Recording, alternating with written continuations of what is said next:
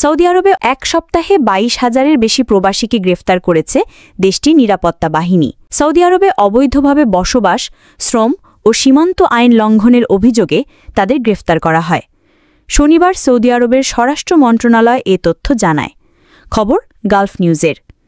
Saudi স্বরাষ্ট্র মন্ত্রণালয় জানায়, দেশব্যাপী নিরাপত্তা সংস্থাগুলো যৌথভাবে সপ্তাহব্যাপী অভিযান পরিচালনা করে। ৩১ জুলাই থেকে ৬ আগস্টের মধ্যে বসবাস, শ্রম এবং সীমান্ত নিয়ম লঙ্ঘনের জন্য ২২,৭৭২ জনকে আটক করা হয়েছে।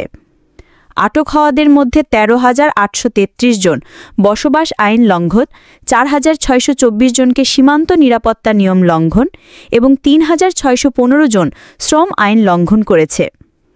অবৈধভাবে সৌদি আরব প্রবেশের চেষ্টাকালে ১,৬৪০ জনকে আটক করা হয়েছে, যার মধ্যে ৩৫% ইয়েমেন থেকে, ৬৪% ইথিওপিয়া থেকে এবং ১% অন্যান্য দেশের। আর ৪৮ জনকে অবৈধভাবে সৌদি আরব ত্যাগ করার চেষ্টা করার অপরাধে আটক করা হয়েছে। এই অভিযানের ফলে লঙ্ঘনকারীদের পরিবহন, আশ্রয়, নিয়োগ বা আড়াল করার অভিযোগে আরও ৩৭ জনকে গ্রেফতার করা হয়েছে।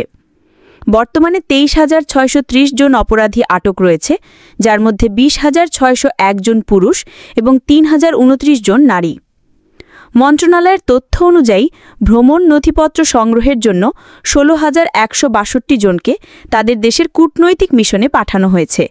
৩,১৩৬ জন ভ্রমণ বুকিংয়ের অপেক্ষায় রয়েছেন এবং ১১,০৫৮ জনকে এরই মধ্যেই বহিষ্কার করা হয়েছে।